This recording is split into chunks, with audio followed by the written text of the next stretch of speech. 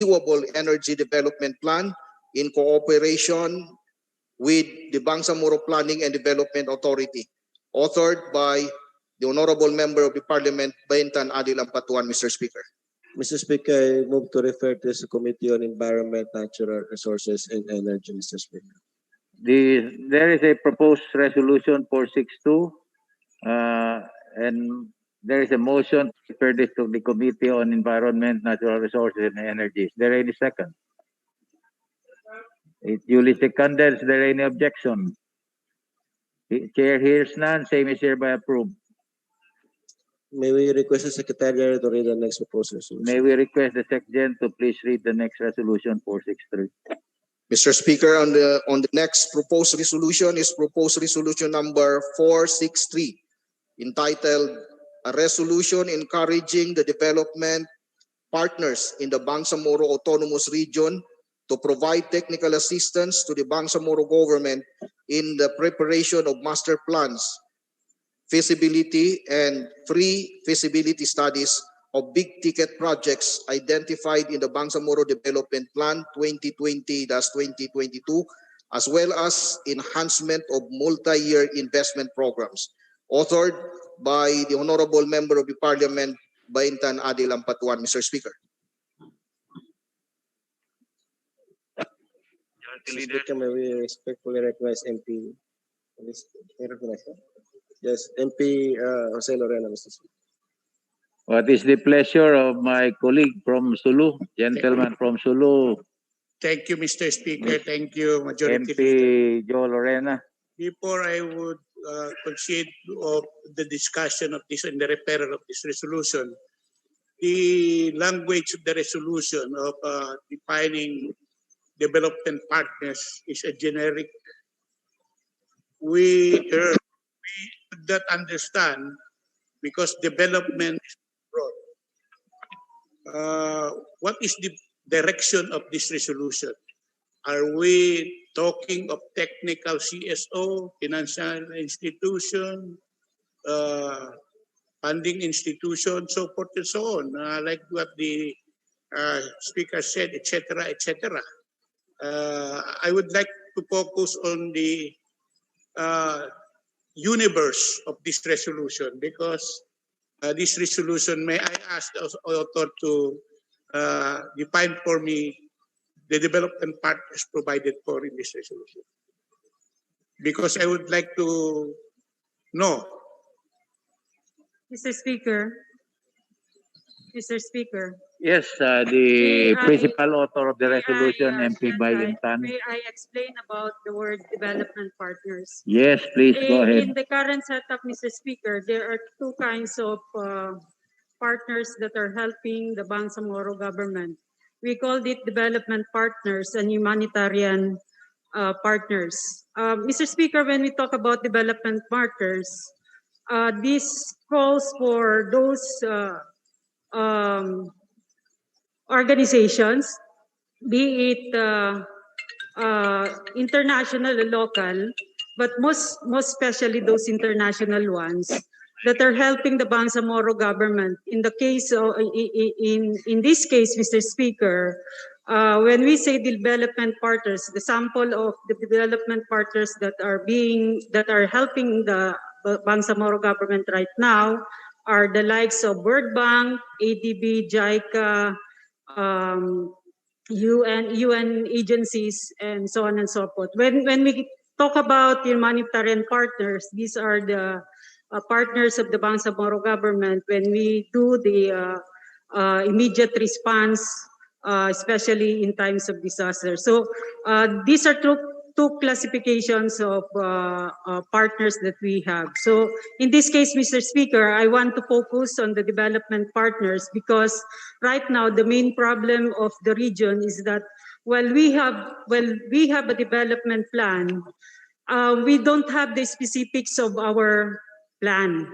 Mr. Speaker, we cannot just fund a program or projects without having pre-feasibility or feasibility studies, Mr. Speaker, that have gone through a very in-depth study, Mr. Speaker. And that's why we call for these development partners to help us so that when we do the budgeting, there are ready projects that are up for implementation, Mr. Speaker. Thank you very much. Thank you, Mr. Speaker, for that clarity. Point of order, Mr. Speaker. What is the point of order of the honorable gentleman I from do believe, thank you, Mr. Speaker. With the intelligence of my two colleagues, we are now on the referral stage. Please don't get too near to the microphone. I cannot understand. It's basag. We are on the referral stage, Mr. Speaker, with the intelligence of my two colleagues. To discuss that matter, it is in the committee level or in other committee, Mr. Speaker. We are still on the referral stage, Mr. Speaker. So we can discuss that thoroughly regarding the resolution on the committee level, Mr. Speaker. That's my point of order, Mr. Speaker. Okay. Referral stage pa lang ito eh. Okay, yes. Thank you, Mr. Speaker. Well, I agree to the manifestation of my colleague here.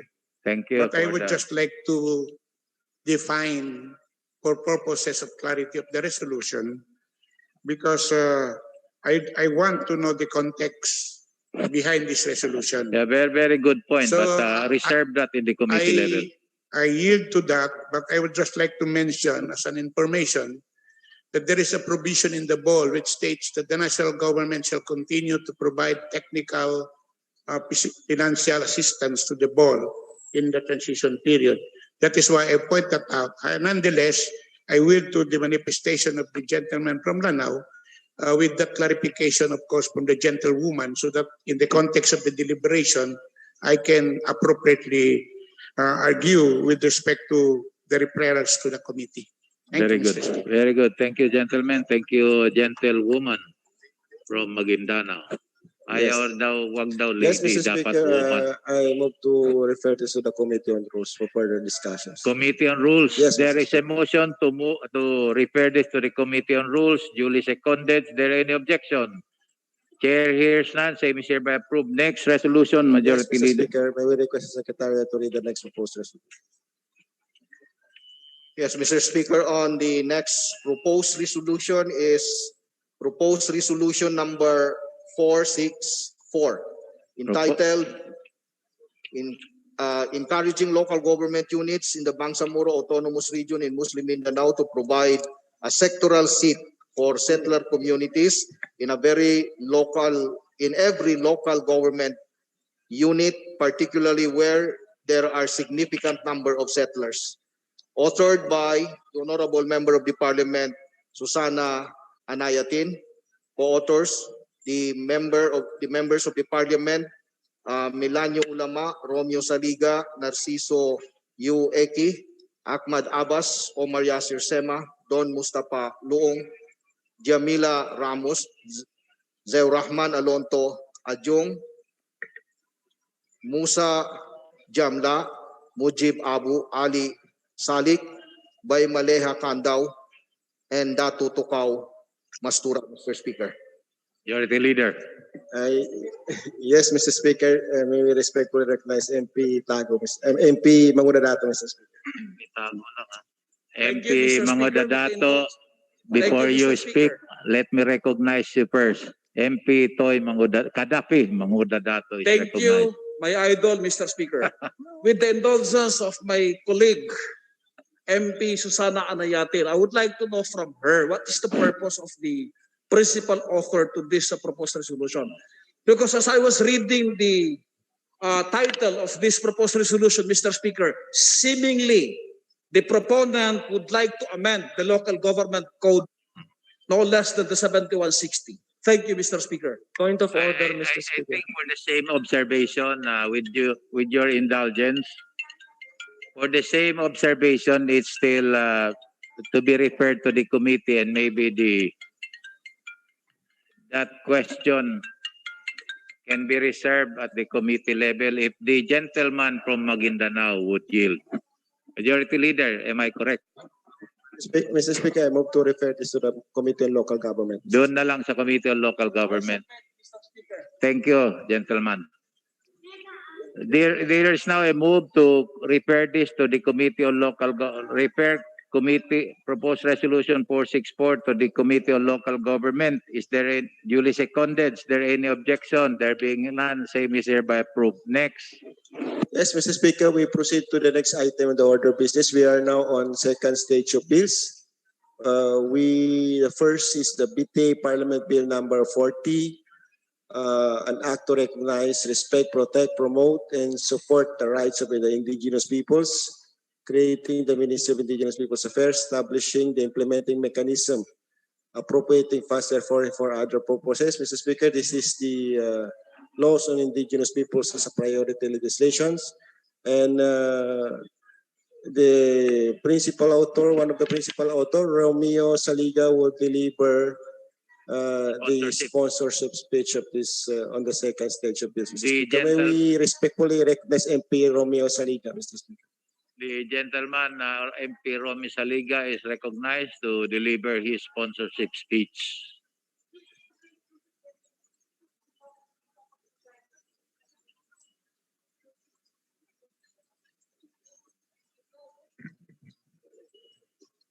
Thank you very much, Mr. Speaker. Please to proceed. My esteemed colleague in this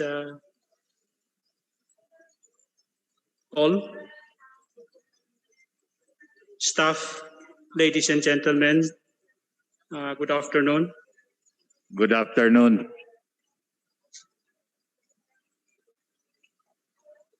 The moment had come, Please proceed.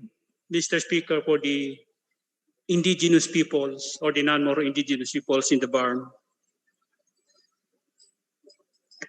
This is the most significant moment for us because at last, for how many decades, the law is about to be passed in the parliament. If I made the explanatory note of this bill, Mr. Speaker, really this bill will help to uplift the lives of the indigenous peoples, especially in the Bangsamoro Autonomous Region in Muslim Mindanao. The enactment of the law to recognize, protect, promote, and preserve the rights of the indigenous peoples in arm, as mentioned in paragraph A, section 4, article 15 of RA 11054, which also included the mandate and as provision served by the Ministry of Indigenous Peoples Affairs. In lieu with this, per IPRA of 1997, the National Commission on Indigenous Peoples was created as the primary government agency responsible for the formulation and implementation of policies, plans, and programs to promote and protect the rights and well-being of the indigenous cultural communities / indigenous people, and the recognition of their ancestral domain as well as the rights thereto. On the other hand, MIPA is created in accordance with RA 11054 as the Ministry for Indigenous People, which shall have the primary responsibility to formulate and implement policies, plans, and programs to promote the well-being of all indigenous peoples in the Bangsamoro Autonomous Region in recognition of, I think it's, never mind, Mr. Speaker, I think it was repeated. As stated in RA 11054, Article 1, Section 3, the very purpose of this organic law is to establish a political entity, provide for its basic structure of government in recognition of the justness and legitimacy of the cause of the Bangsamoro people and the aspiration of Muslim Filipinos and all indigenous cultural communities in the Bangsamoro Autonomous Region in Muslim Mindanao to secure their identity and prosperity, allowing for meaningful self-governance within the framework of the Constitution and the national sovereignty as well as territorial integrity of the Republic of the Philippines. And since the issue on NCIP, it is imperative to create a bill for the continuation of the provisions to be given to the indigenous peoples. This bill, Mr. Speaker, will give life to the different provisions as included in the Bangsamoro Organic Law. This proposed bill also, Mr. Speaker, will play a crucial role in the development of the indigenous peoples that include the non-Moro indigenous peoples. Thus, it is imperative that its value to be given the Parliament's imprimatur and support. In view of this foregoing, Mr. Speaker, the approval of this bill is earnestly requested. And I know, Mr. Speaker, that like our Bangsamoro brothers, indigenous peoples also are longing for the right to self-determination.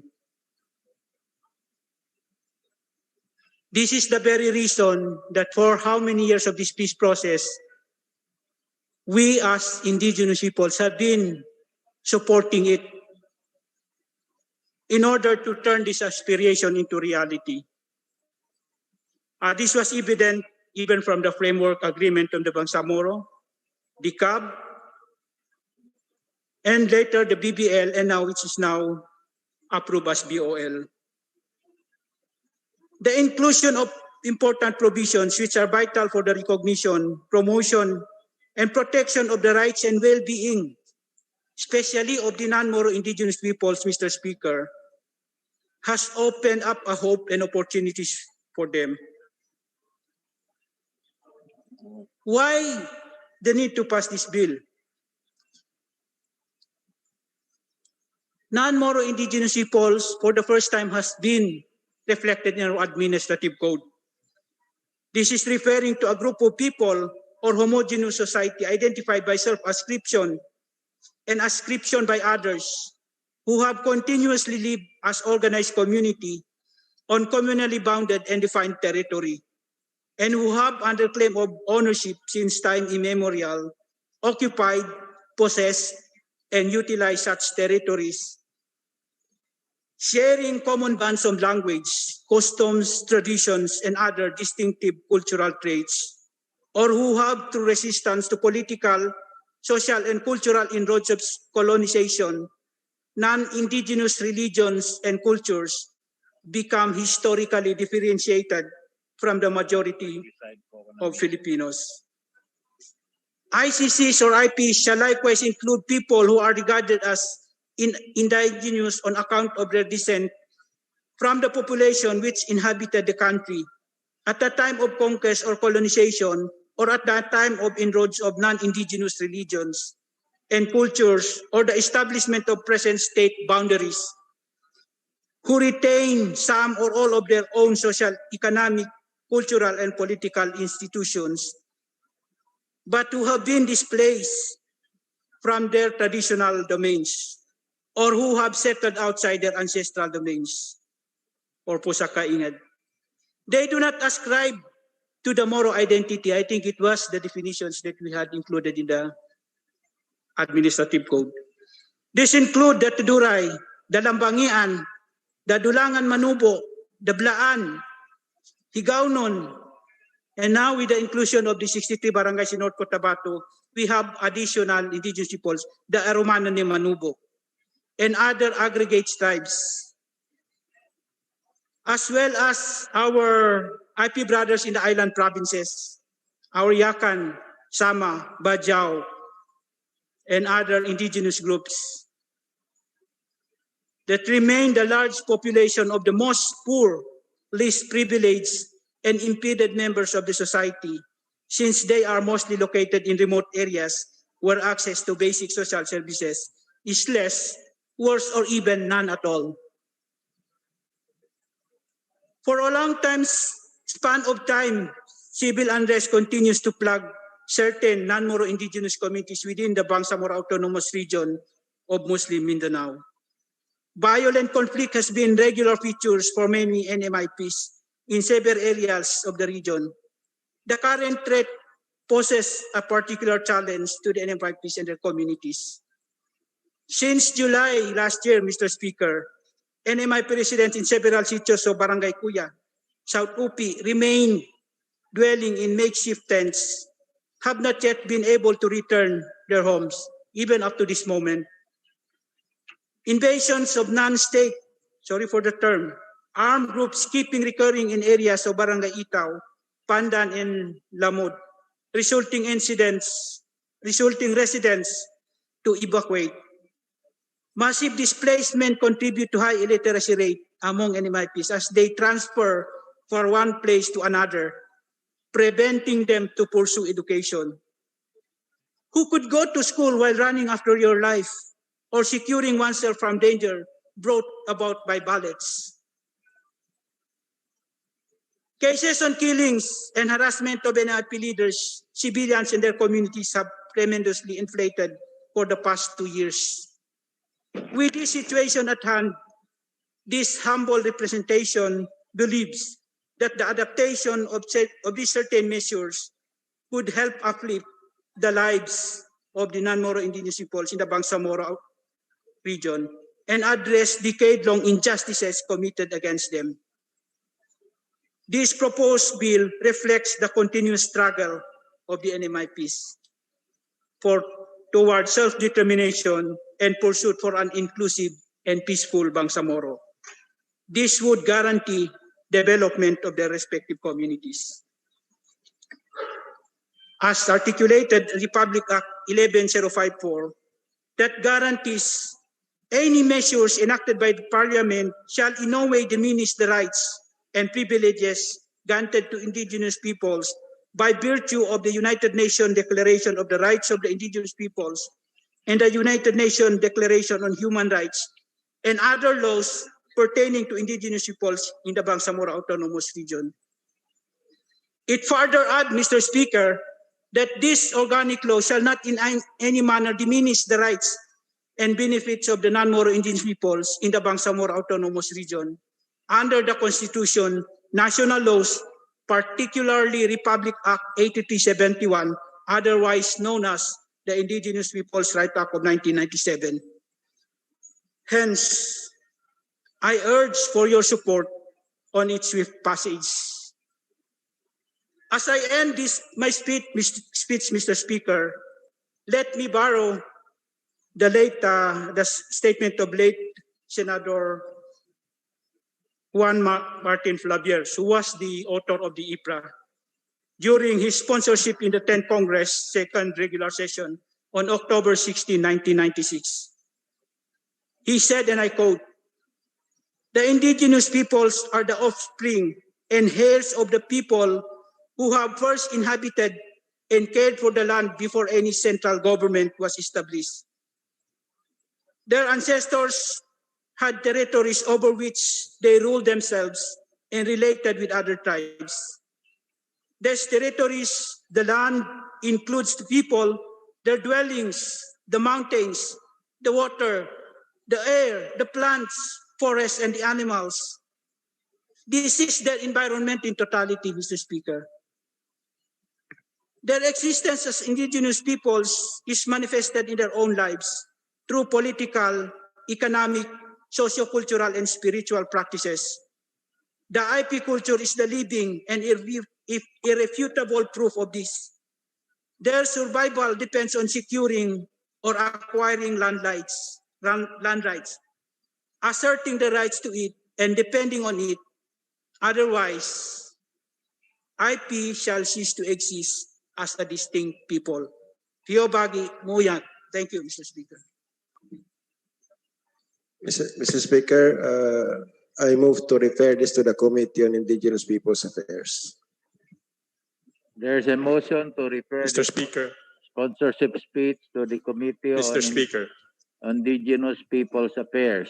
Mr. Speaker, What is the pleasure of the gentleman from Lanao, James Macaraya?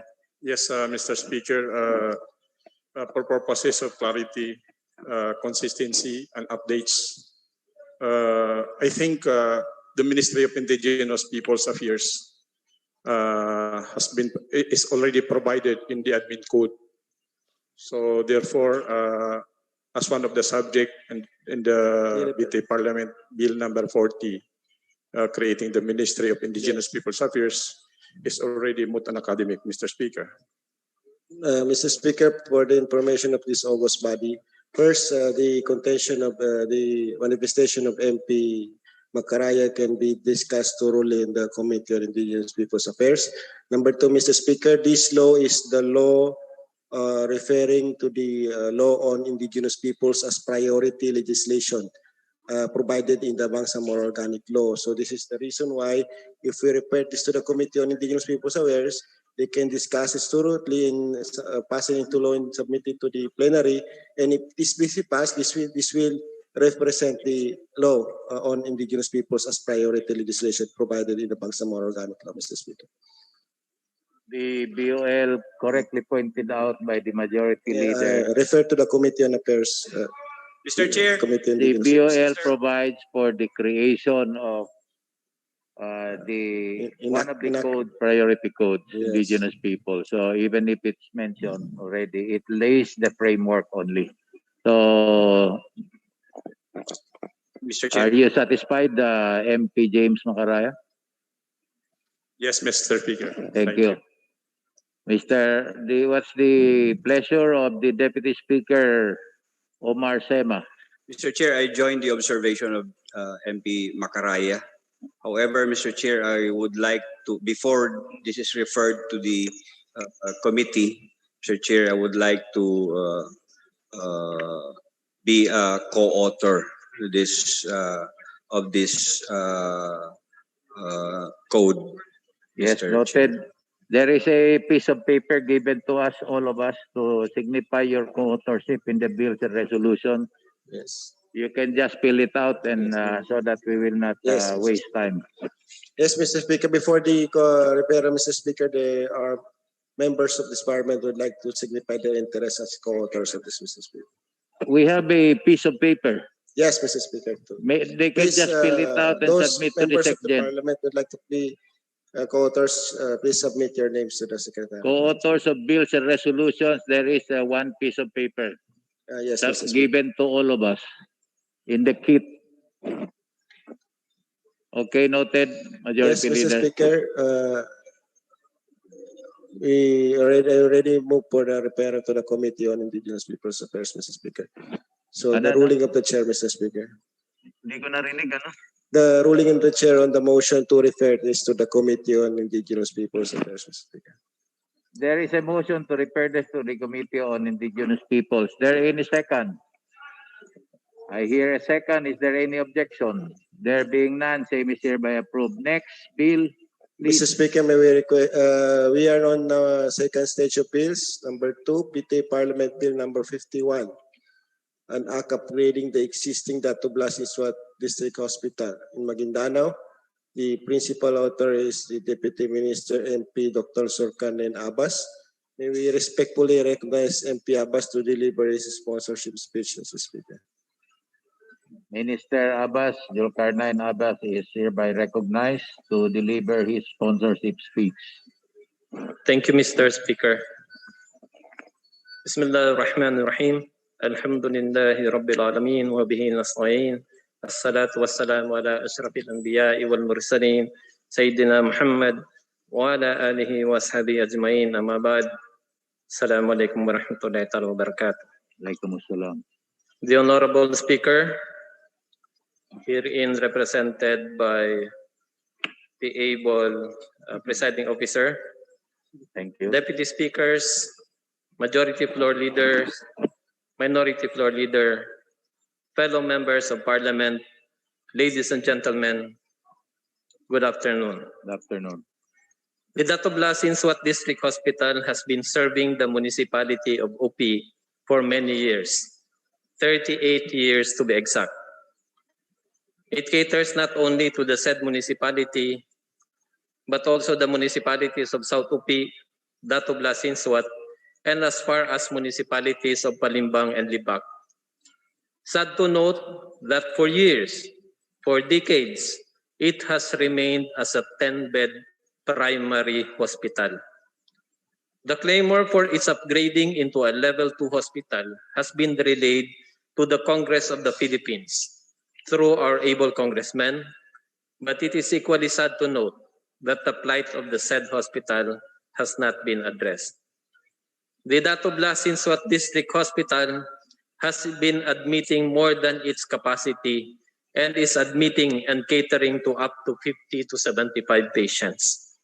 Its services has evolved from being that of an infirmary to that of a secondary level hospital, for it is now offering services such as checkups and admission of internal medicine cases, OB/GYN cases, surgical cases, orthopedic cases, and other specialized cases. Itong mga cases po na ito, Mr. Speaker, hindi po ito kinikater dapat ng isang 10-level hospital, but with the ingenuity of our health workers, nakakaya na po nilang i-admit at i-cater itong mga kasong ito.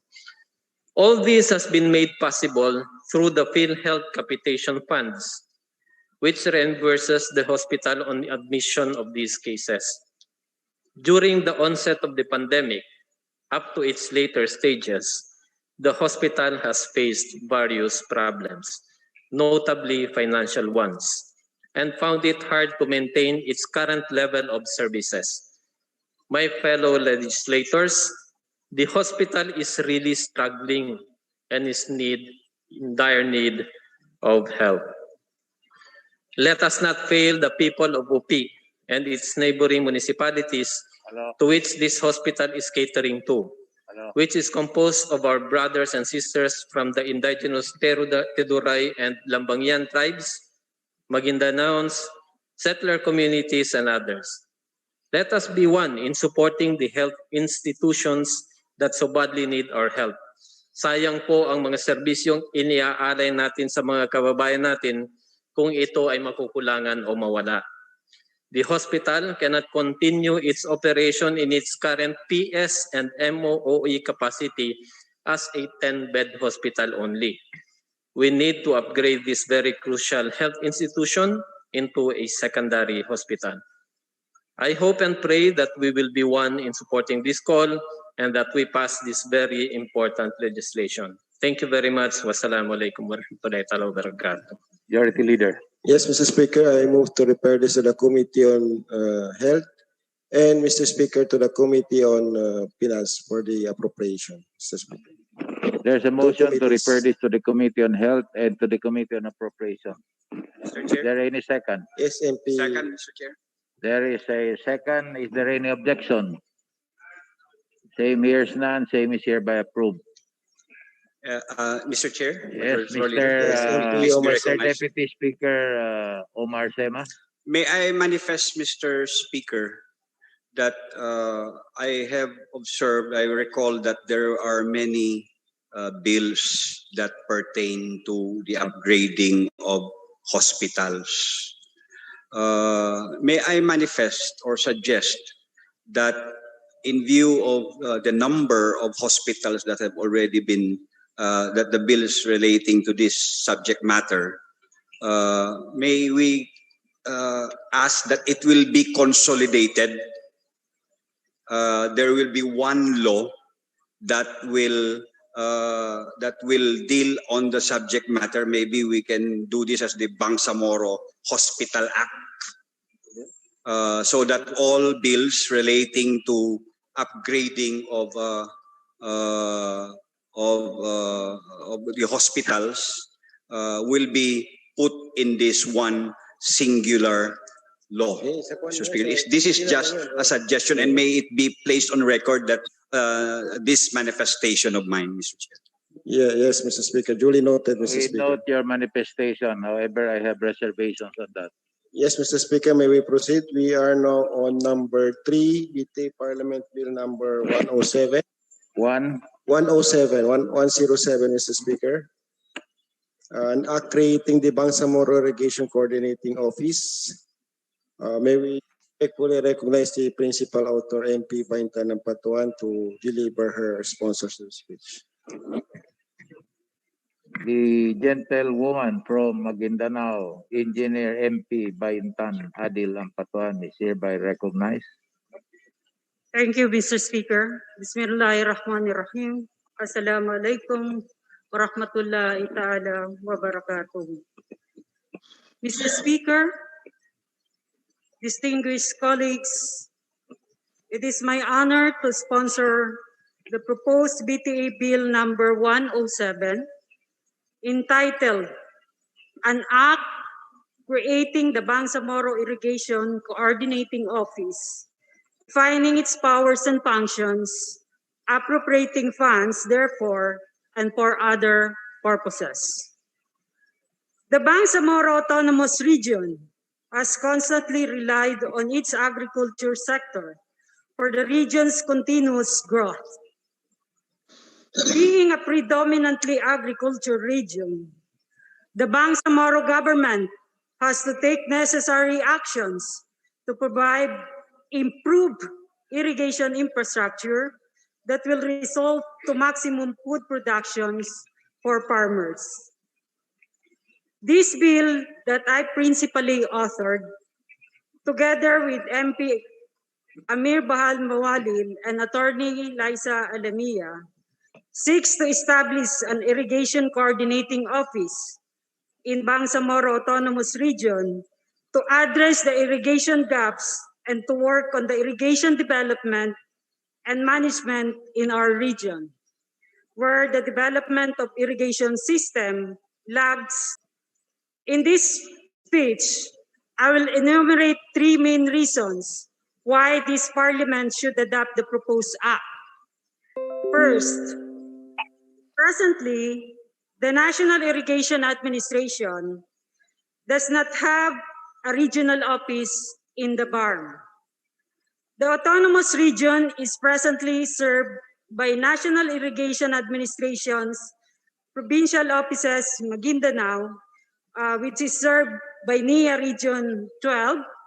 Llano del Sur is served by NIA Region 10, while the island provinces of Sulu, Tawi-Tawi, and Basilan are served by NIA Regional Office number 9.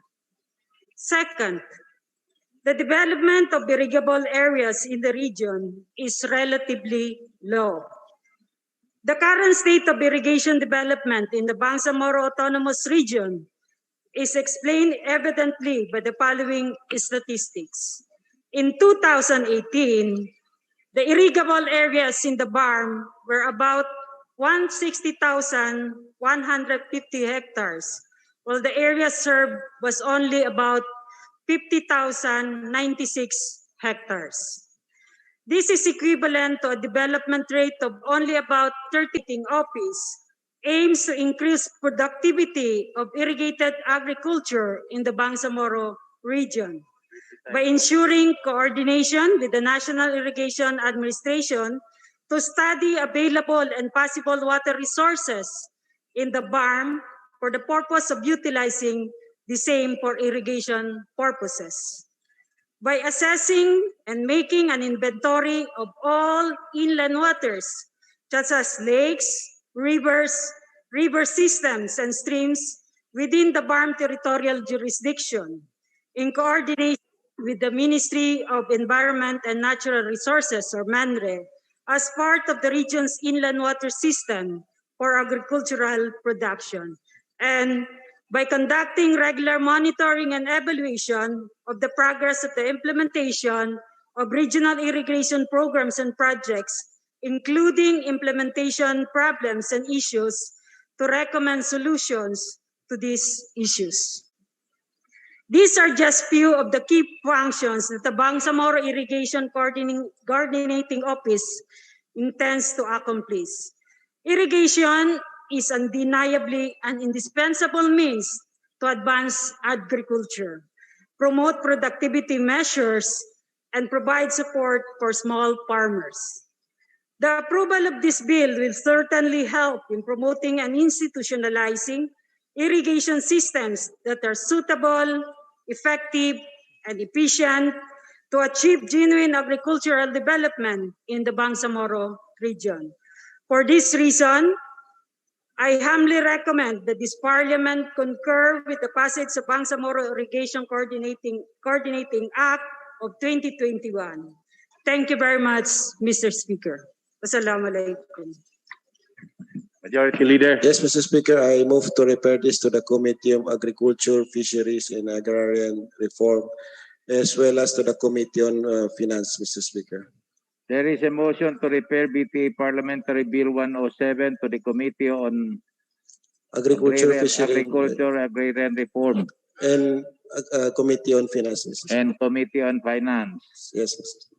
Is there duly seconded? Is there any objection? Chair hears none. Same is hereby approved.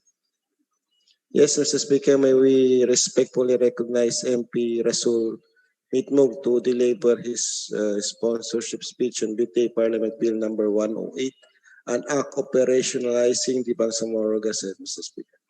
The gentleman from Lanao del Sur is recognized, MP Rasul Y. Mitmug Jr. Thank you, Mr. Speaker. Mr. Speaker, distinguished colleagues, honorable members of the Bangsamoro Transition Authority, ladies and gentlemen, Assalamualaikum warahmatullahi ta'ala wabarakatuh. Magandang hapon po sa inyong lahat. Ikinagagalak po natin na nasa second reading na po ang Bangsamoro Gazette Act of 2021. Bakit po natin to kailangan?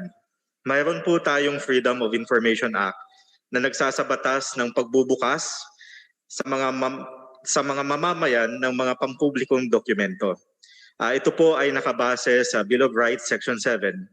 The right of the people to information on matters of public concern shall be recognized, access to official records, and to documents and papers pertaining to official acts, transactions, or decisions, as well as to government research data used as basis for policy development, shall be afforded the citizen subject to such limitations as may be provided by law. Sa Bangsamoro po, ang Gazette Bill ay naayon sa Bangsamoro Administrative Code, particular sa Book 1, Chapter 12 at 14 na nagsasabi na kailangan natin ma-establish ang Bangsamoro Gazette.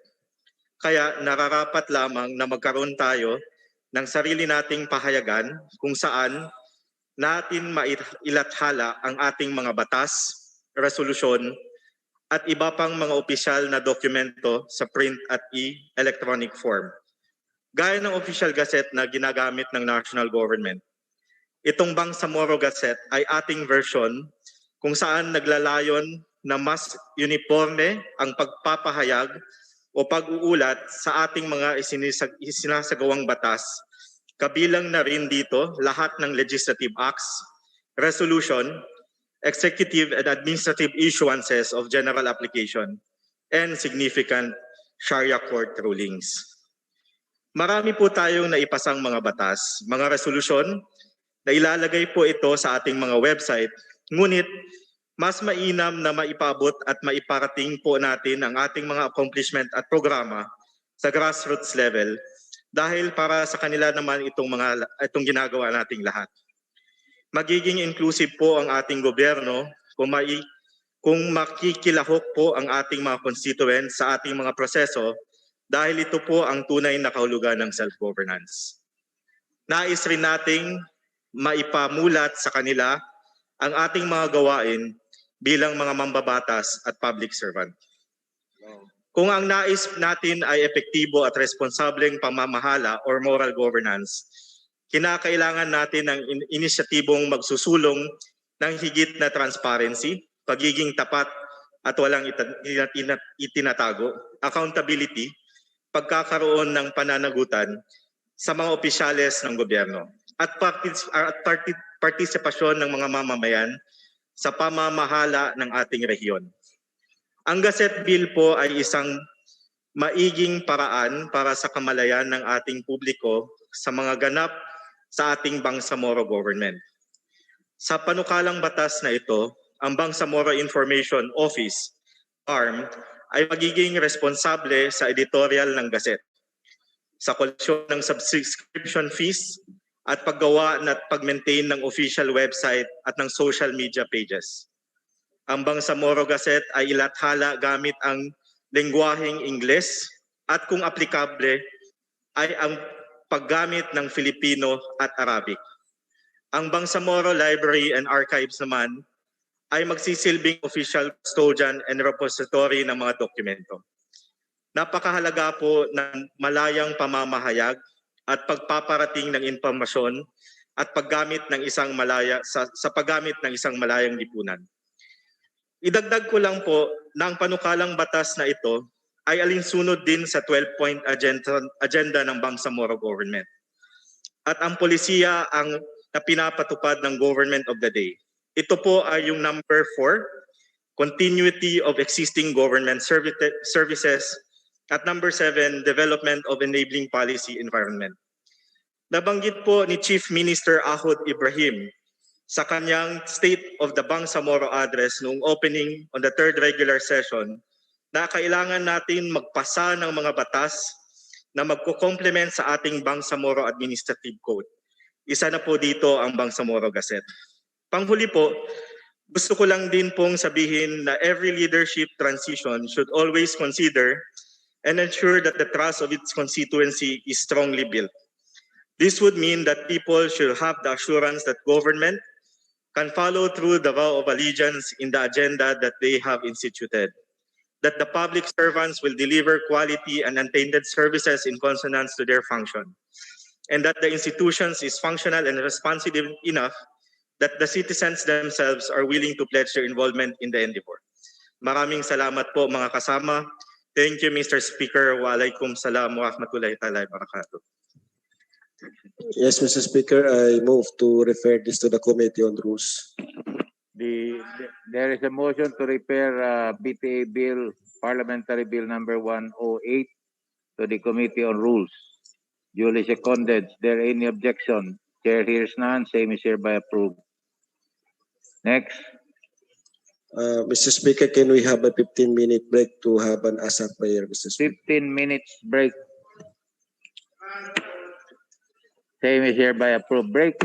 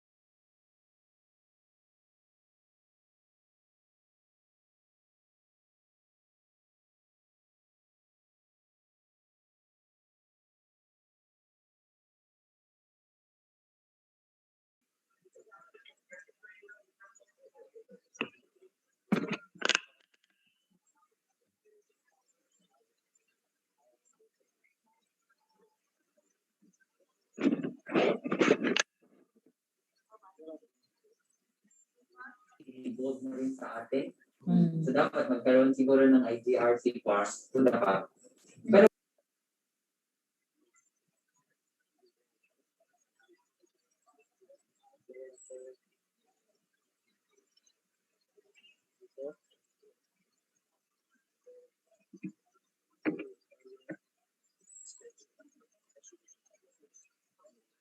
Ano yung last step? Panulong. Ito mga ito.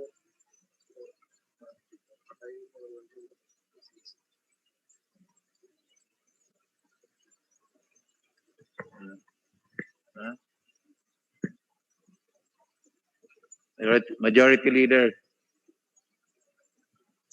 Yes, Sessions Mr. now Speaker. resume. Yes, Mr. Speaker, before we start, we have a distinguished and honorable visitors today, Mr. Speaker, from the board, Lano del Sur, Sangguniang Panlalawigan, Mr. Speaker, in the persons of Board Member Mangata, please stand up, Board Member Bitor, and Board Member Panulong. Mr. Speaker, they are here in the Bangsamoro Government Center to submit the resolutions of Lanao del Sur Provincial Government. They already submitted to the Office of the Chief Minister and the Minister of Interior and Local Government. And this resolution, Mr. Speaker, expressing their support for the extension of the Bangsamoro Transition Authority and to expedite, calling for the House of Representatives and the Senate to expedite the approval of the bills seeking for extension of the BTA Parliament, Mr. Speaker. And for that, Mr. Speaker, we are very grateful and thankful through this Sangguniang Panlalawigan of the Lanao del Sur, including their honorable governor, Mr. Speaker. Thank you very much, Mr. We Speaker. thank the honorable members of the Sangguniang Panlalawigan of Lanao del Sur for their strong support in the extension of the Bangsamoro Transition Authority. And also we express our gratitude to the governor of Lanao del Sur, Governor Bombita, my brother, Governor Bombita Jong. Yes, Mr. Speaker. Would you want us to suspend the session?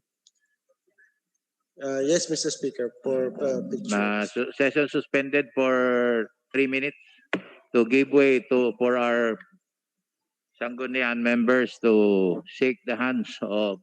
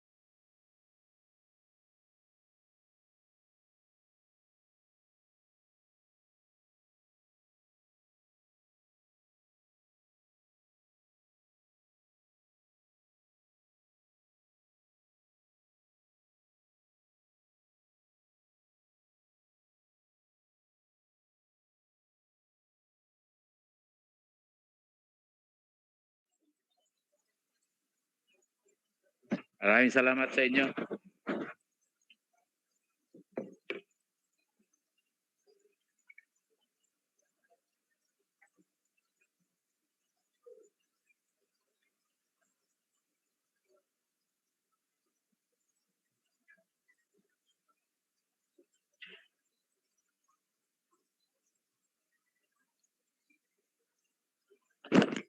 Majority Leader. Yes, Mr. Speaker, we proceed to the next. The sessions now resume. Majority Leader. Yes, we will proceed, Mr. Speaker, on the next item, on the second stage of bills. We are now on BTA Parliament Bill number 111. May we respectfully recognize MP Zulkarnain Abbas to deliver his sponsorship speech, Mr. Speaker. May we recognize MP Zulkarnain Abbas for his sponsorship ba to? Yes, Mr. Speaker. Yes, Mr. Speaker. Sponsorship speech. Gentleman is recognized. Please proceed. Thank you, Mr. Speaker. Bismillahirrahmanirrahim.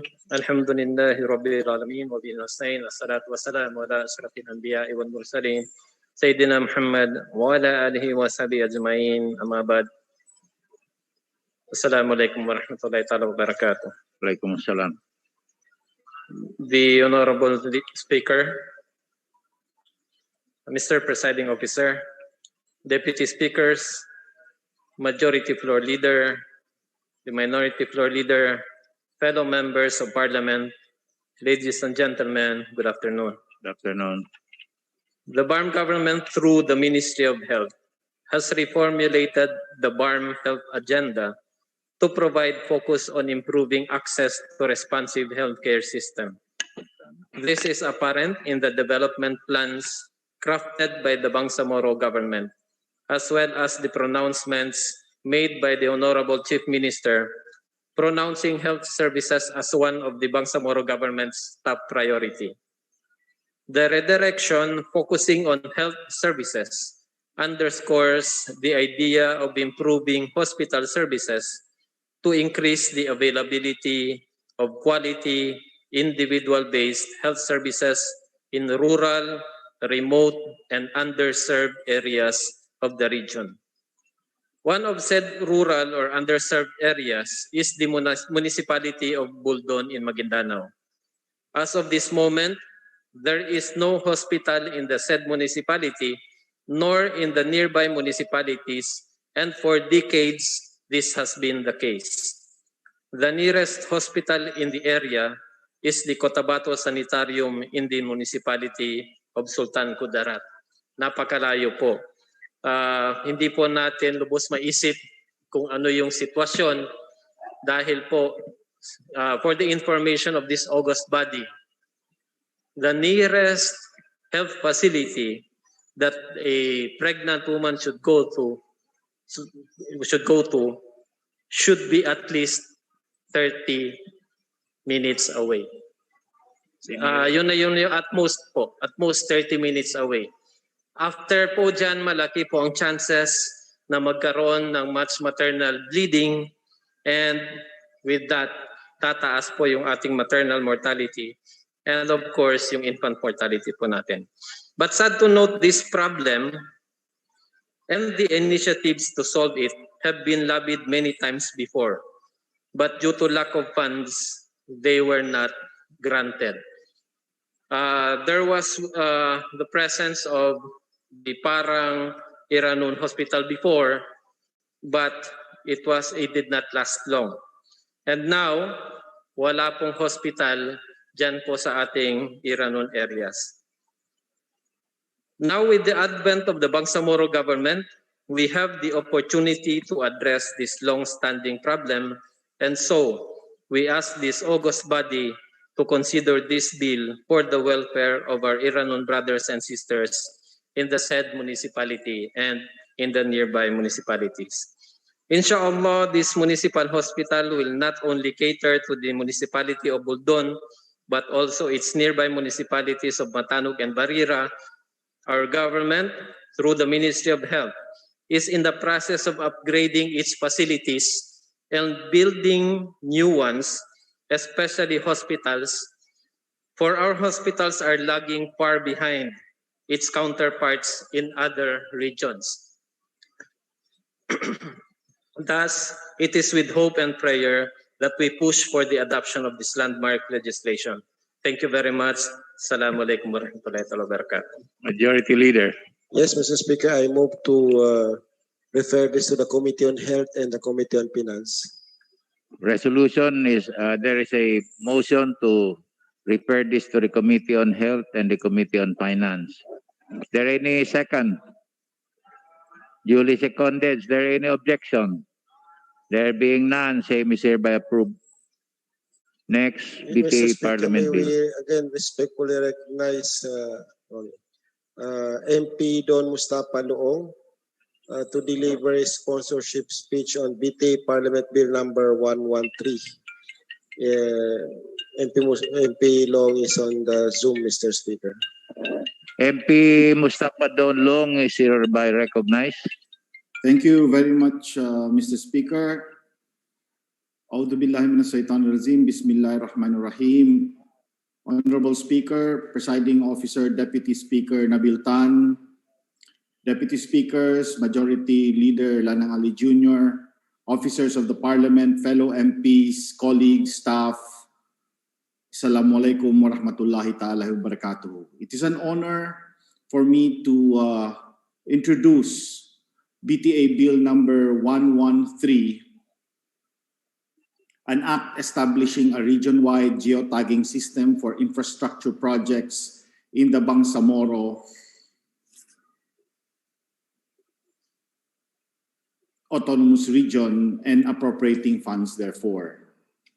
I acknowledge my colleagues in the Parliament who had joined me in sponsoring this bill, namely MPs Ampatuan, Mawalil, Alamia, Mitmug, Ambulito, Ismael, as well as MPs Latif, Yuiki, Ramos, Adyong, Karon, Sangki, Jamila, Anayatin, Sema, Abdullah, Rimbang, Ali Jr., Sema, Faisuluddin, Ismail, Mawalil, Asmawil, Abbas, Abu, Tago, Pangandaman, Ali, Sali, Abbas, Munoz, Mujahid, and Anayatin. And I'm sure my other colleagues in the Parliament would join us in this bill. This bill aims to create a legacy of the Bangsamoro Transition Authority under the leadership of Chief Minister Ahod Al-Haj Murad Ibrahim and Parliament Speaker Ali Pangalian Balindong to institutionalize moral governance through the legislation of a geotagging system for all infrastructure projects. During his January 21, 2021 speech, Chief Minister Ahod Ibrahim stated in his report, "The level of transparency in our infrastructure work has been manifested with the expanded Bangsamoro Advanced Road Mapping and Management or EBARM system, an online repository of the Ministry of Public Works BARM projects. Using geotagged photos for data validation, the core goals of eBARM system are transparency and efficiency in project monitoring. While geotagging is currently in place for the Ministry of Public Works of the Bangsamoro Autonomous Region in Muslim Mindanao, the system may in the future no longer be continued. Thus, the best practice may in the future be lost. In order to safeguard the best practice as being done by the present Ministry of Public Works of the BARM, its institutionalization through a law is sought. Moreover, this will institutionalize geotagging not only in the MPW, but in all various agencies and instrumentalities of the Bangsamoro that are implementing infrastructure projects. This will allow for a development reference that will include all sectors and improve the planning and programming for an integrated long-term anti-poverty and improved access to social services program. The geotagging of all infrastructure projects in the Bangsamoro Autonomous Region will allow for more effective policymaking by the regional government agencies as well as national and local government units, improve the planning and programming of development projects to determine the location of geographically isolated and disadvantaged areas. Based on the cumulative location of development projects and track and monitor the progress of government projects. The updated Philippine Development Plan 2017 to 2022 acknowledges geotagging as a means for transparency and better planning and programming. President Duterte's Build, Build, Build programs have specific implementation reforms which include the mandatory geotagging of projects. Geotagging is an efficient way of tracking the existence and progress of government projects as it allows government officials and the citizenry alike to check and follow up projects as they are being carried out in real time. With the use of a GPS-enabled phone, anyone can easily learn to take geotagged photos and upload to the web-based platforms of various government agencies. Geotagging is a revolutionary and inexpensive approach to using information and communication technology and global positioning system applications for accurate visualization of projects. One of the benefits of geotagging is that it is very cost-effective and safe as it allows for easier monitoring of progress on the ground and communities without having to undergo security risks as well as the logistics cost. This will also provide easy reference for development partners and implementing agencies as to the location of current development works in order to better plan for other development interventions. This also serves as a transparency mechanism that allows the citizens to monitor development in their communities, avoid duplication and overlapping of infrastructure projects, and eliminate fictitious projects as well as false reporting of data. This will also allow the government agencies to determine which areas are receiving development projects and which areas are lagging in terms of infrastructural development. Moreover, this will become a regional integrated spatial development database that will be vital in regional development planning. As early as 2013, the National Economic Development Authority hailed and awarded the Mindanao Rural Development Authority for Good Practice Award for applying geotagging technology for good governance and transparency.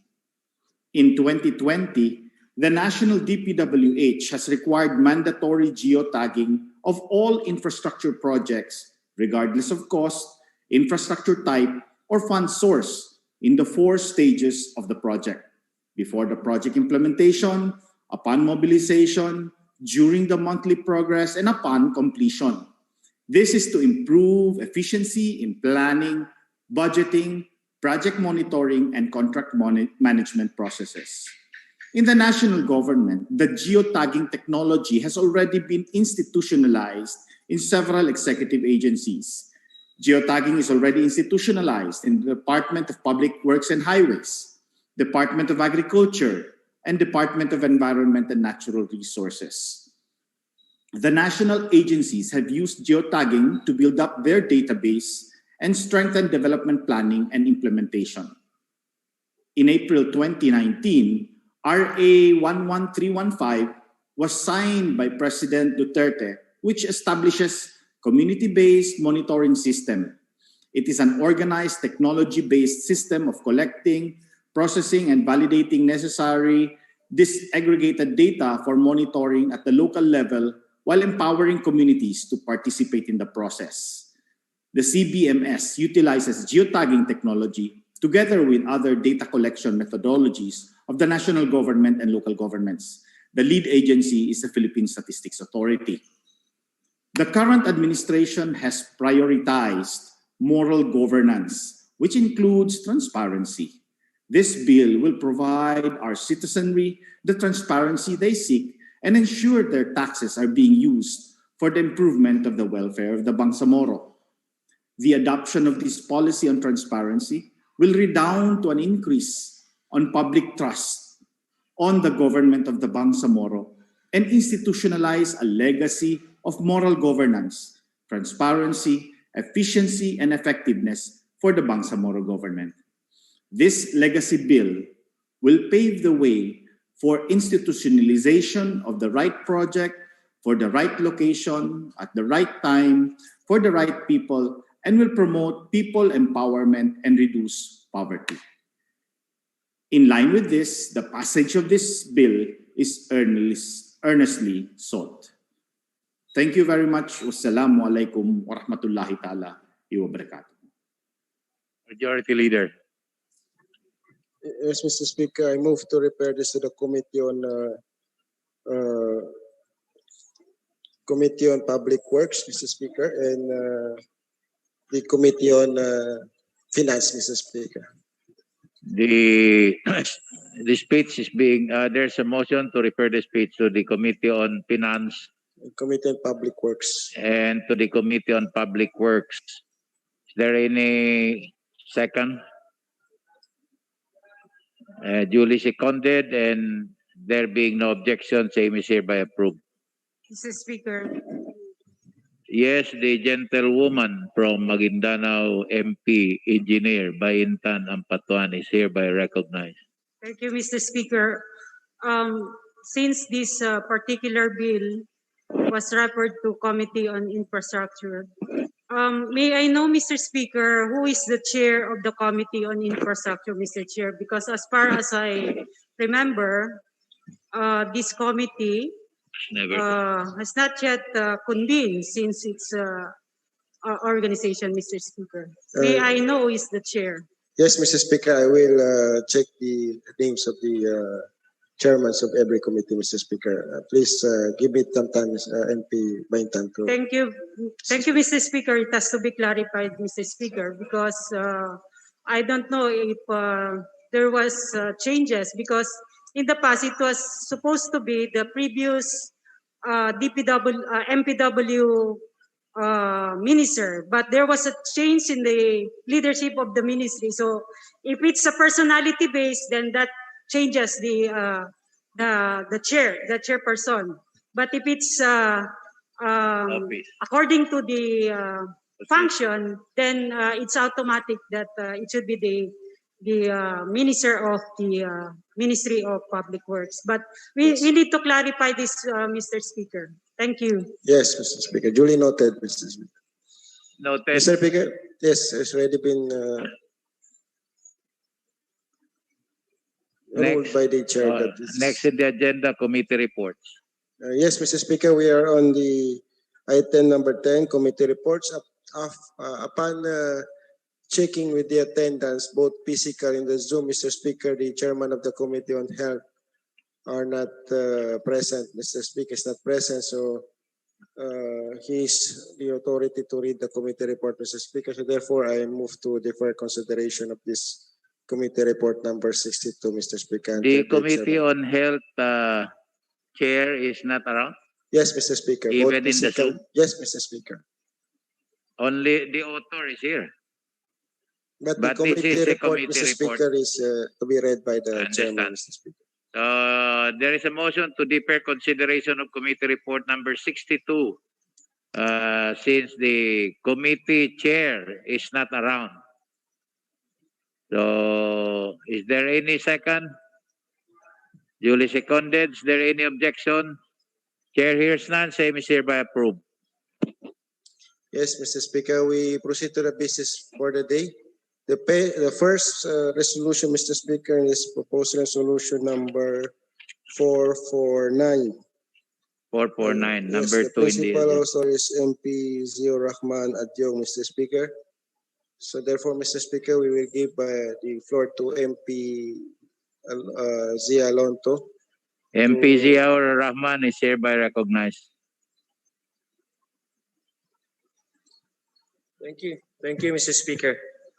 Mr. Speaker, the Bangsamoro Organic Law is explicit with its intention to promote and to uphold the development of our cultural identities And inclusive of that intention, Mr. Speaker, is the expressed authority of this Parliament to recognize and acknowledge those individuals who have earned such merits, particularly those individuals who have contributed to the immediate passage of the Bangsamoro Organic Law. Mr. Speaker, this is a very simple, this is a simple resolution, Mr. Speaker. And along with my co-authors of this legislation, Mr. Speaker, we submit this resolution to the appreciation of this Parliament, and with the prayer and hope that this resolution be adopted today, Mr. Speaker. I am open to any inquiries from the floor, Mr. Speaker. Thank you. I have associated myself with this resolution. If Yes. Mr. Speaker, I move to open the period of interpellation debate, Mr. Speaker. period of interpellation is open, May we respectfully request MP Omar Sema to be followed by MP Baitanan Patuan, Mr. Speaker. MP Omar Sema will interpellate. He is a co-author of this resolution. Thank you, Mr. Speaker. Thank you, Majority Floor Leader. I only have two questions. Please on proceed. This. I would like to clarify if Secretary Abdullah Mamao is still a member of the Duterte cabinet. Mr. Speaker, I believe as far as my memory my memory serves me right, Mr. Speaker, he is still part of this administration. So if we will be approving this bill, we will be submitting this to him and furnishing the office of the President? That is, Mr. Speaker, the usual process, Mr. Speaker, I believe. No more question, Mr. Speaker. Thank you, Deputy Speaker Omar. Any more? If I don't hear any, we will move to approve this. We will move to MP Jam Lamusa. Recognized.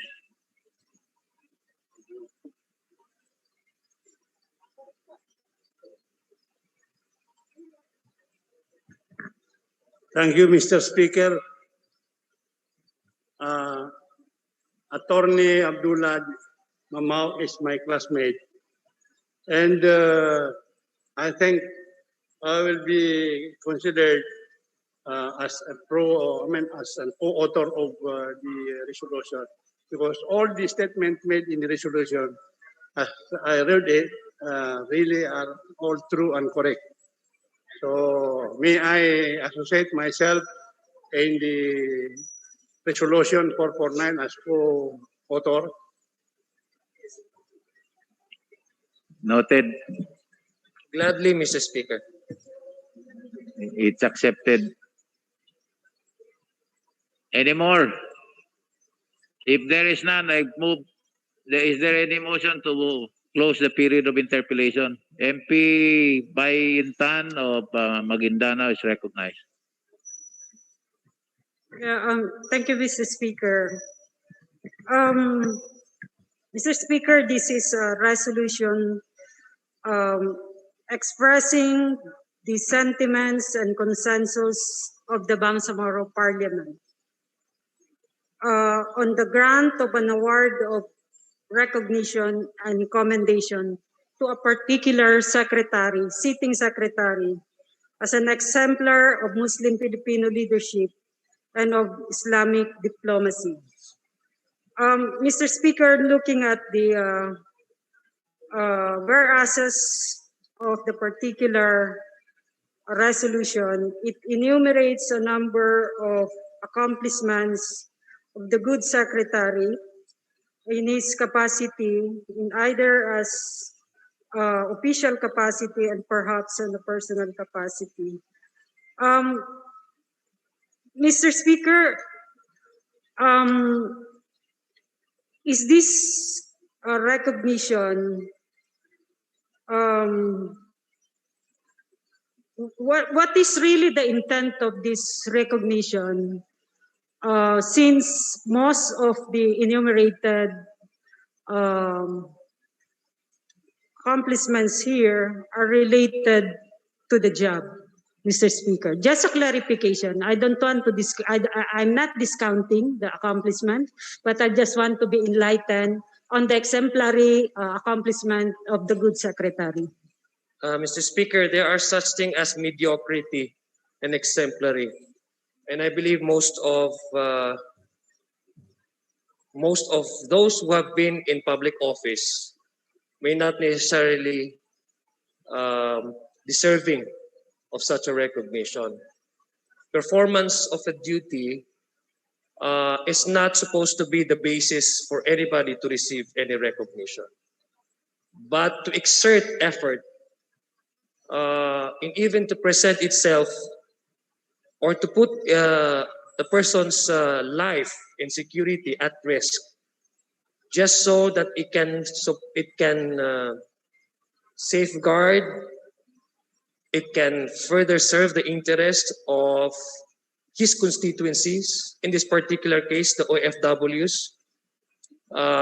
And I believe it has been detailed there in the resolution how he put himself in direct danger so that he can serve all the Filipino workers abroad.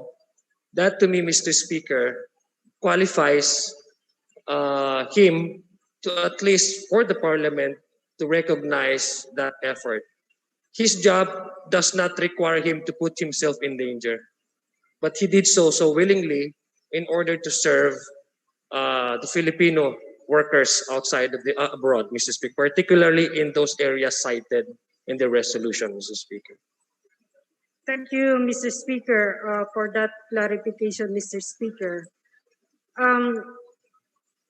Well, there's actually a long list, and really a long list of accomplishments of the good secretary that worth commending, Mr. Speaker. In fact, it's hard to distinguish which one is most distinguished of all these accomplishments, Mr. Speaker. If I am to ask the proponent, and if I will be asked by someone, because we acknowledge and we give or we grant award and recognition to this particular honorable secretary. Would you please, Mr. Speaker, in summary, in a capsulized form, how do I explain to a colleague or to a friend why we grant a particular recognition to the honorable secretary? In a very short phrase or in a very short description, Mr. Speaker. Thank you. I think he has overdone what is expected of him. And that's very simple, Mr. Speaker. He has exerted much effort in promoting the welfare and the rights of all Filipino overseas workers. He has the chance to, or the choice to delegate this job to some other people. But he chose to be in that very dark circumstance, chose to be in that particular event or in that particular circumstance in order to personally foresee that such rights and conditions of Filipino overseas workers are protected. So I believe what the good lady from Maguindana wishes this humble representation to explain is how do we define who among the public officers are worthy of emulation. The least is to receive recognition from this parliament. I believe those who have exerted much effort, those who has done beyond what is expected of him, of her, I believe warrants or qualifies or deserving of such attention from this parliament, Mr. Speaker. Thank you, Mr. Speaker, for that enlightenment. I have no further question, Mr. Speaker. Thank you. Thank you, Mr. Speaker. Majority Leader. Yes, Mr. Speaker, I move to close the period of interpellation. There's a motion to close the period of interpellation. Is there any second? Duly seconded. Is there any objections? Chair hears none. Same is hereby approved. Yes, Mr. Speaker, I move to open the period of Amendments. amendment, Mr. Speaker. Period of amendments now open. Wala yata. We move to close the period of amendment, Mr. Speaker. There is a motion to move to close the period of amendments. Is there any second? Second. May second na. Yes. Is there Mr. any Speaker. objection? There being none, same is hereby approved. Mr. Speaker, I move for the approval and adoption of this particular resolution, Mr. Speaker. There is a motion to Subject to style, Mr. Subject Speaker. to approve this particular resolution subject to style. There any second? Subject to style. Okay. Chair hears none. No objection. Same is hereby approved. Ano pa? Yes, Mr. Speaker, we proceed. Please proceed.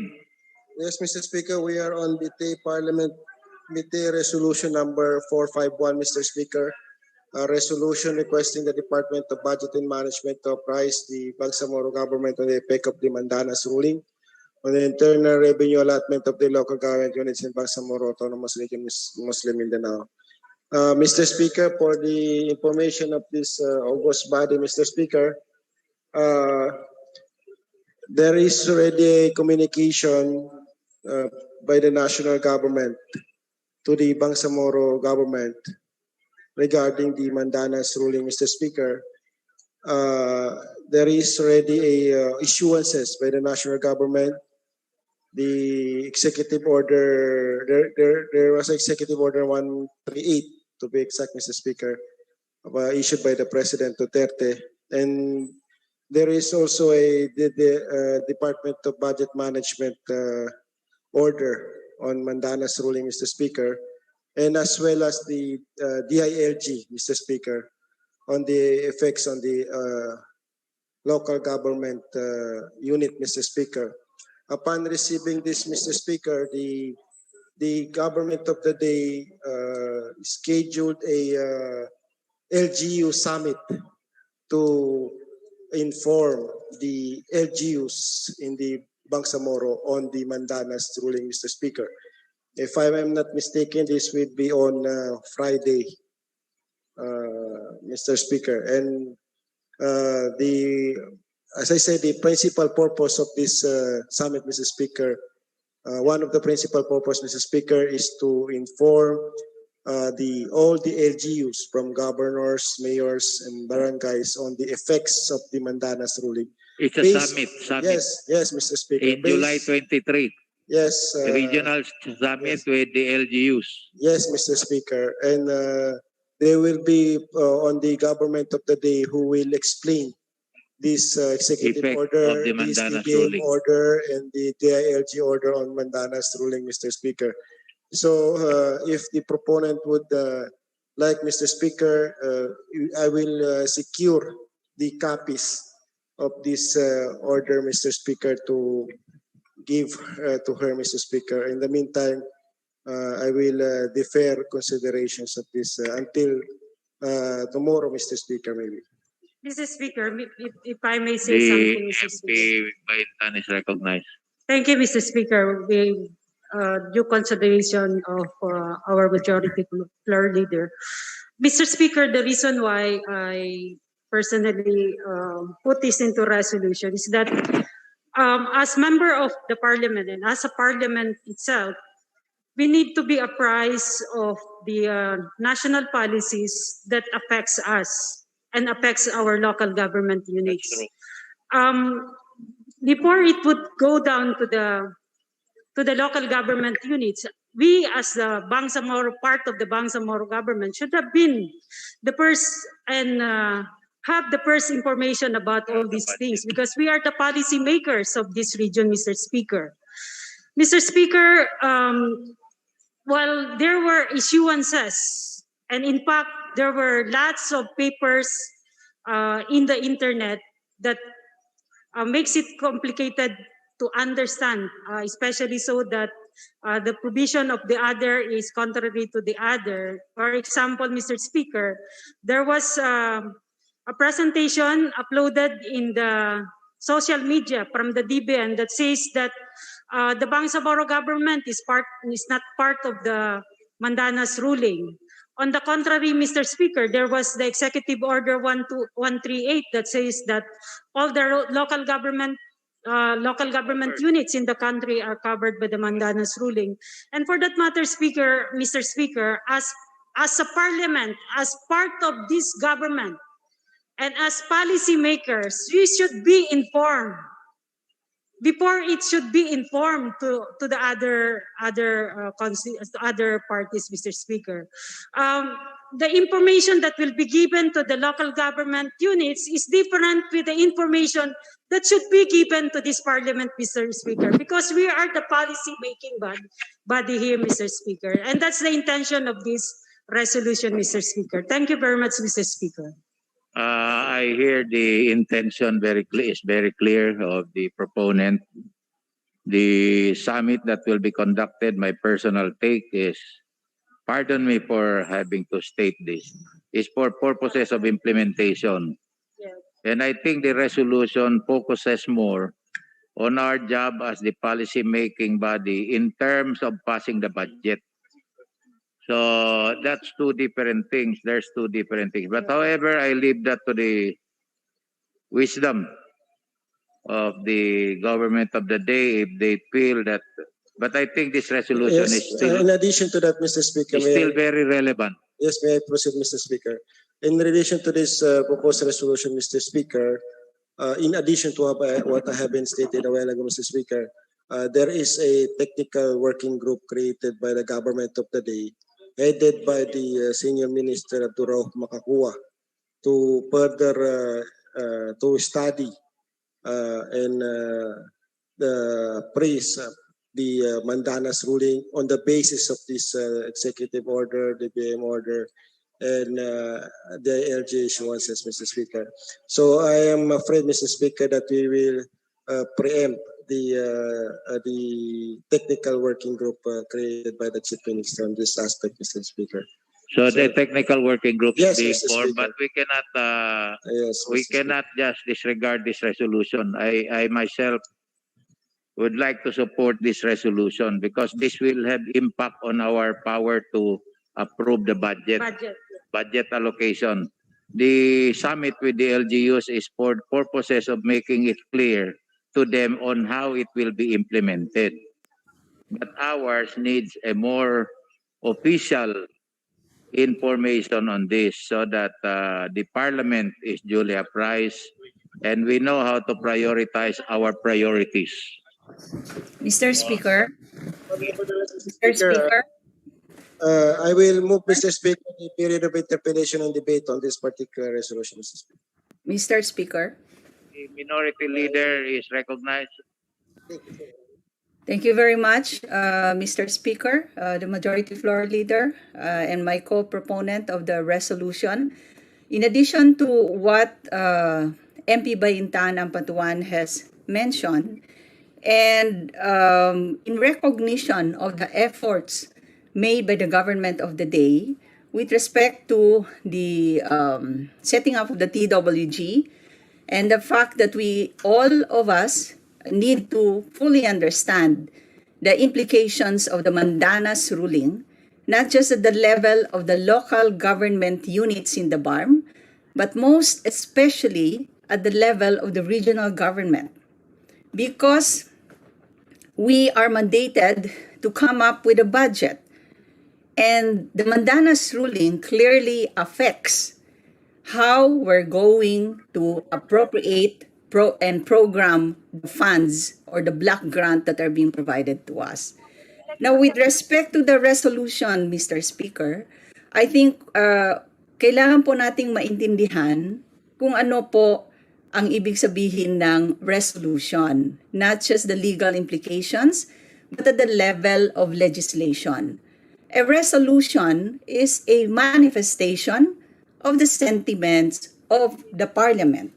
So in this case, for example, I beg to disagree that this will preempt the whatever it is that the government of the day is doing. In fact, I fully recognize and appreciate what the government of the day is doing in trying to understand the implications of the Mandanas ruling in coordinating with DBM. Yes, that is fully recognized. But this resolution is the sentiment of the parliament working as the legislative body of the BARM government.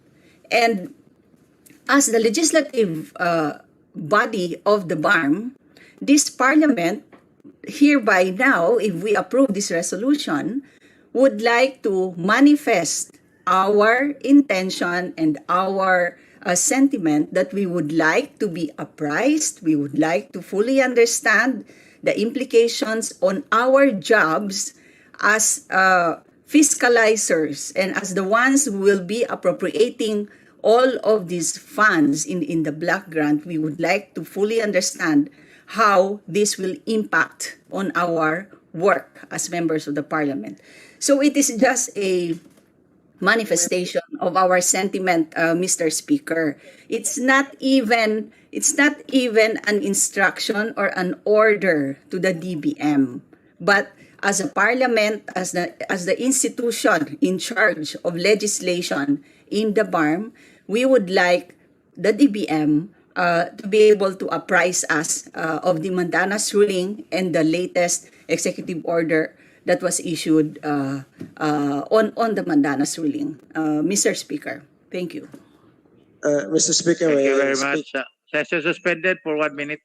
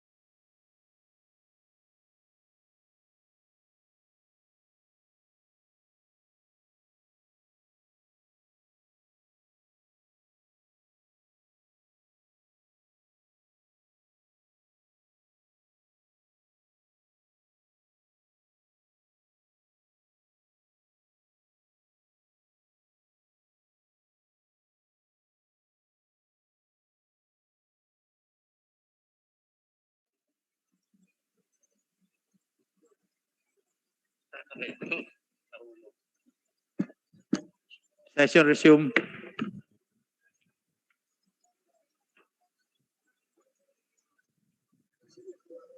Yes.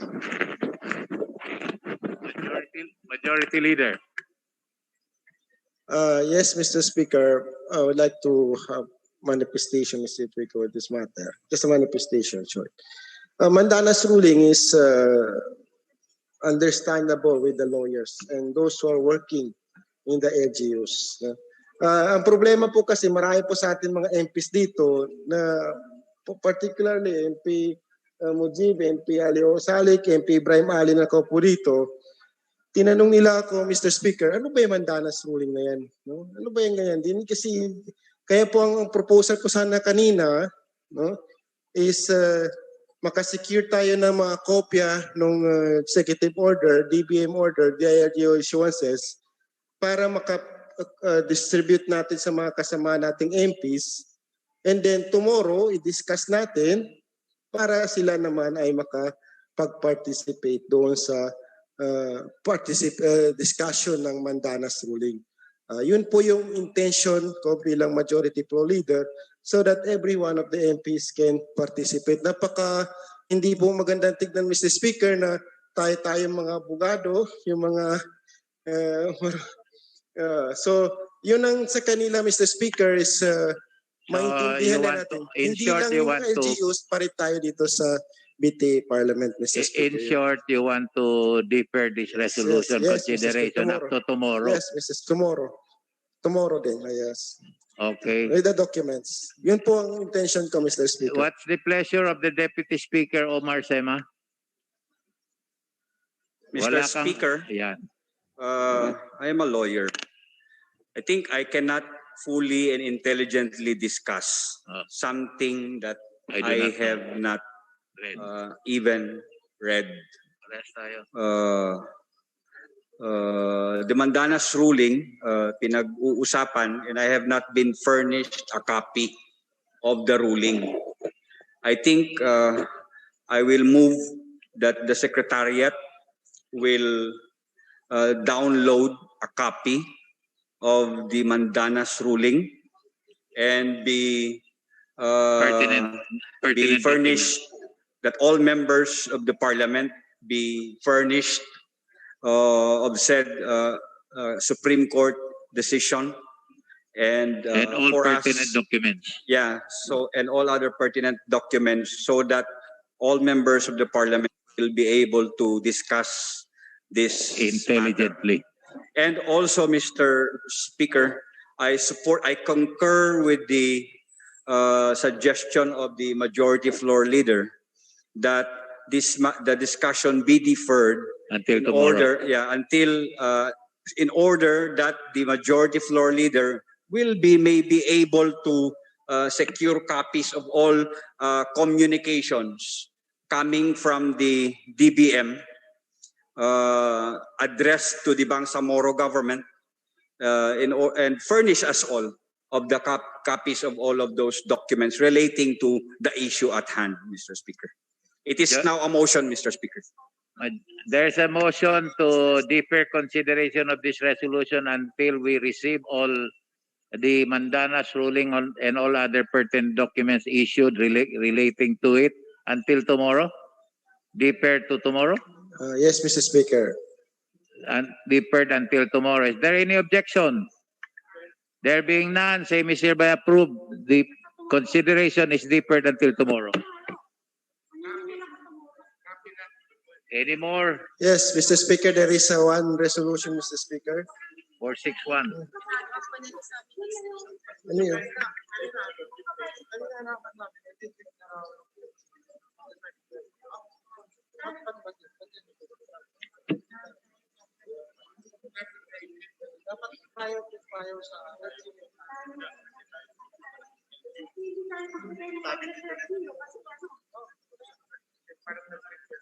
Mr. Speaker, we deferred the committee report number 62 a while ago, and we heard, Mr. Speaker, from the Vice Chairman of the Committee on Health, who is now present, Doc Sulkarnain Abbas, Mr. Speaker, to present tomorrow the committee report, Mr. Speaker.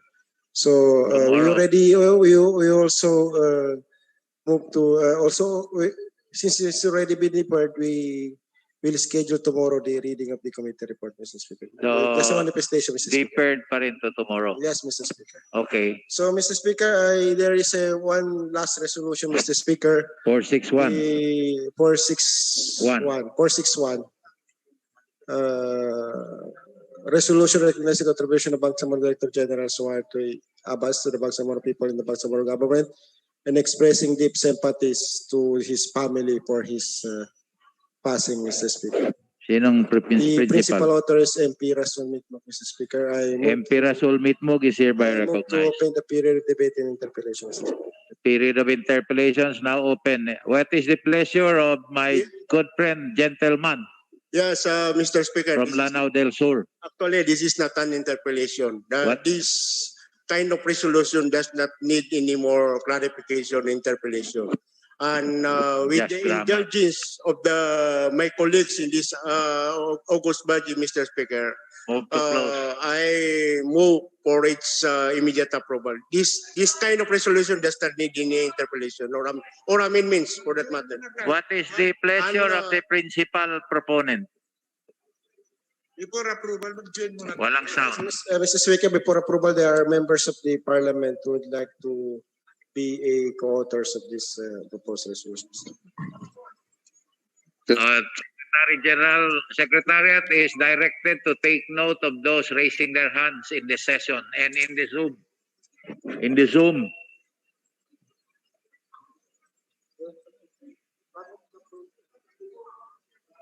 Okay na? What is the pleasure of the principal proponent? We defer to the majority floor leader and the deputy majority Yes, floor Mr. leader. Speaker, I move to close the period of interpellation and And debate. move to approve. Yes, and I further move There's for a the motion to approve the resolution. passing and adoption of this proposed resolution. Subject to style. Subject to style, Mr. Speaker. Is there any, there's a second, is there any objection? There being none, same is hereby approved. Yes, Mr. Speaker, there being no other matters, Mr. Speaker, MP, Deputy Majority Faisalin Tago, Mr. Speaker. What is the other matters? Under other matters, what is Thank the you. pleasure? Thank you, Mr. Speaker. In the previous session, Mr. Speaker, I received other matters. I have two principal other matters that concerns the Bangsamoro Transition Authority. My first other matters, Mr. Speaker. Please proceed. Yes, thank you, Mr. Speaker. It's almost 3 years that we are now, and there are many resolution bills that has been piled up in various committees. And Mr. Speaker, with due respect to our majority floor leader, we should make these committees work. Kasi marami nang nakatambak na mga resolution at saka bills na hanggang ngayon sa akin, I have committees that was assigned to me. Walang nagko-committee hearing, walang nagko-committee meeting. So that's one, Mr. Speaker, na dapat mag-work na yung mga committees, both the statutory committees and the parliamentary committees.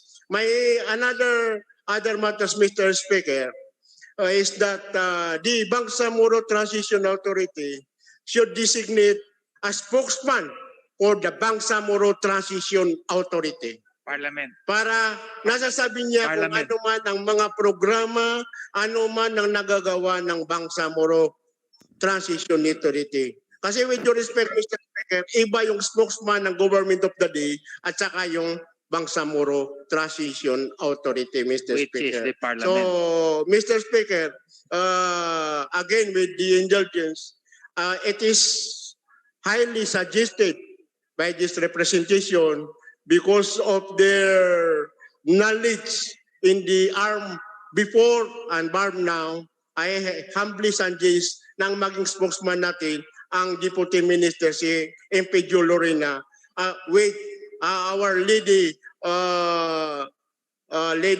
member of the parliament, the minority floor leader, Liza Alamia. If it is suggested, I suggest, Mr. Speaker, that we should have a designated spokesman in this in the that is my suggestion, Mr. Speaker. Julie, your manifestation yes. is duly noted. Yes, Mr. Speaker, we will first consult with the Speaker. We Mr. will Speaker. have to refer that to the Speaker for his guidance and instruction. What is the pleasure of my good friend, Mr. MP Jo Speaker. Lorena? Thank you, Mr. Speaker. Thank you, Majority Leader. You will I'd just follow, like to James. join the manifestation of my good friend MP Tago relative to the work of the committees.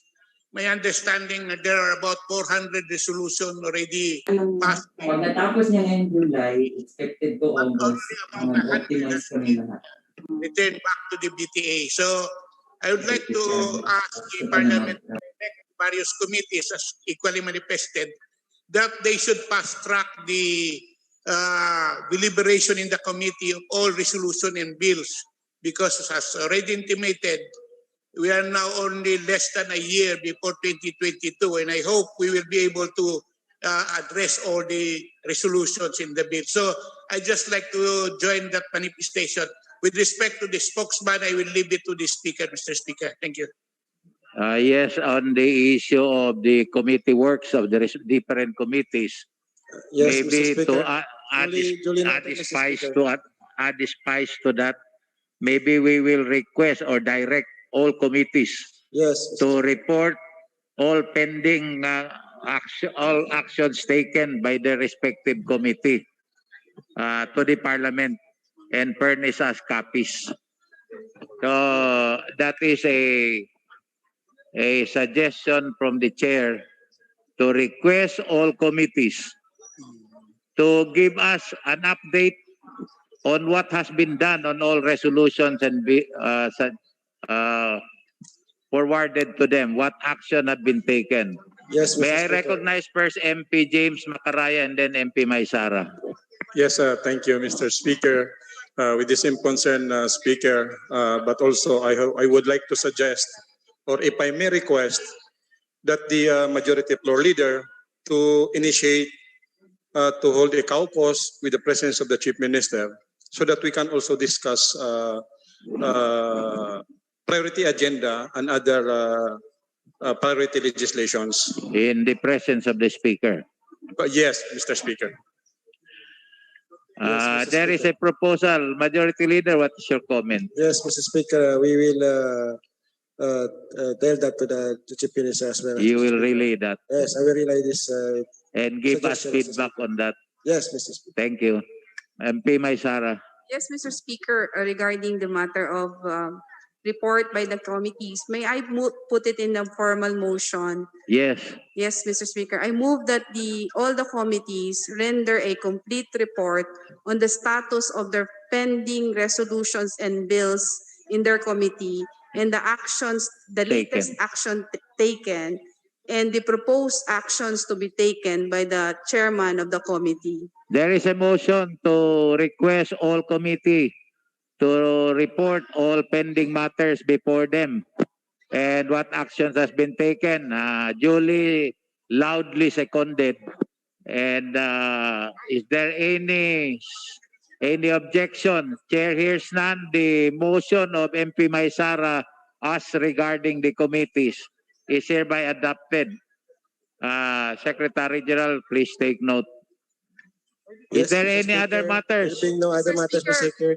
Another matter, Mr. Speaker. Other matters, MP Maysara. Yes, Mr. Speaker, I just recently received an information that some of the committees have yet to be appointed chairman. Maybe even those serving as chairman may wish to relinquish their position. They cannot perform their work. Yes, Mr. Speaker, on the other committees that have yet elect their chairman, Mr. Speaker, I already communicated with the Chief Minister. I already sent a letter recommending members of the Parliament to be the chairman of the various committees, Mr. Speaker. And sooner or later, Mr. Speaker, I will receive a response from the Chief Minister, and I will announce it in the Thank you, Mr. Majority Leader. MP Maysara, are you satisfied? Maybe there is let's already wait. a letter I sent to the Chief Minister recommending chairmans of the various committees that have not yet been activated.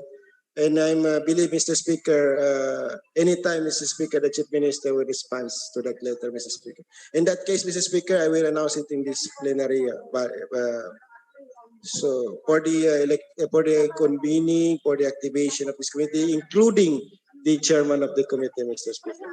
MP Maysara, are you satisfied? Yes, Mr. Speaker, we appreciate very much the action taken by the majority floor leader and would like to add that this appointment by the Chief Minister of chairmen of various committees be made as soon as possible, preferably this plenary, this session, before we adjourn for the next session, Mr. Chair. Yes, Mr. Speaker. Duly noted.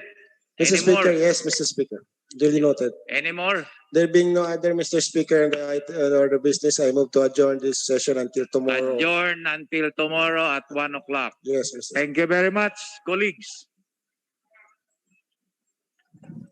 Wala na naman.